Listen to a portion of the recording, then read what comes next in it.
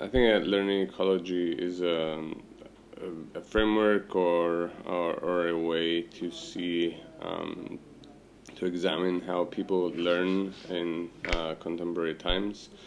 So in some ways, I tend to think of it as a space that exists where people are able to access resources, content, interact with other people in in an environment that is not constrained by physical space. So an individual who might want to learn how to play the guitar, for example, is part of an environment in which he can go to another individual who can teach him.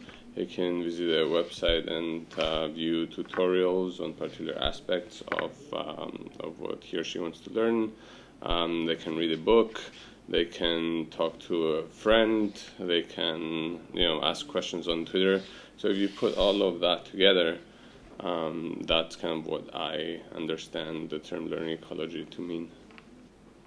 That's a great question. I think that that perspective allows us to break free of the mindset that learning happens at a particular space, at a particular time, with a particular expert. So I think recognizing that learning happens at different places, at different times, and with different resources allows us to consider the implications of people being able to learn on a lifelong basis. I think that raises questions about assessment. So do we really care where students learn and from whom do they learn? Or should we really be looking at assessing the understanding and knowledge of a topic that they have, right? So if someone,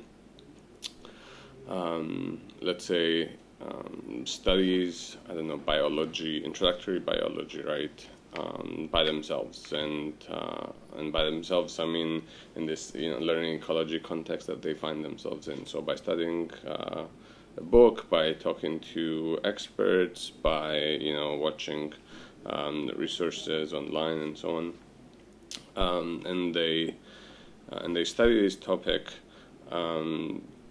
Are we really interested in where the source of information came from? Are we really interested who they had the interactions with, or are we just interested in assessing whether they learned what an individual who studies biology 101 learns?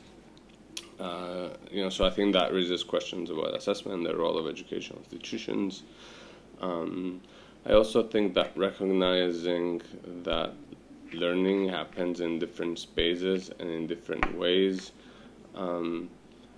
allows us to examine how we can support students in different spaces. We have a pretty good sense of how we can support students in learning in face-to-face contexts when they're working with an expert and with their peers. But we don't necessarily have a lot of knowledge and insights on how we can do that when learners are part of this broader environment where they can access resources that were not put together by the expert. Or how do we encourage students to understand this environment that they're in and value that process. So I think there's a lot of questions that are basically raised by the idea of a learning ecology. So I've studied how academics use social media in my work, and I think there's this tendency to think that when academics go online, they tend to do that in order to share their scholarship, in order to improve their research and so on. But in our work, we've found that there's very many different things that academics do online, and one of them is knowledge sharing and dissemination.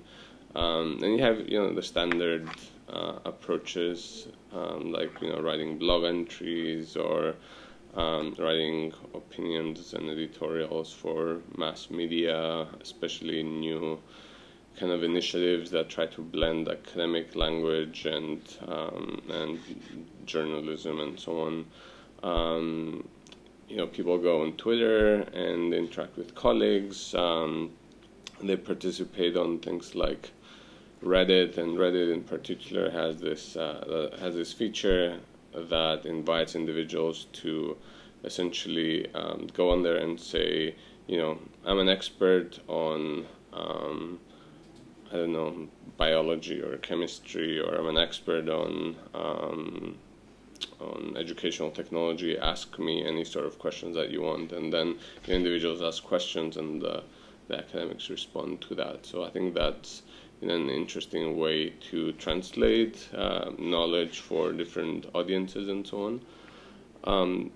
But we also found that academics tend to go online to find community, so to find other academics, to interact with, not necessarily to share, their research and their work, but to find other people that think about things in the same way and receive support, and just find that sense of community that sometimes is lacking in their own departments and programs, either because there's not that many people there, or because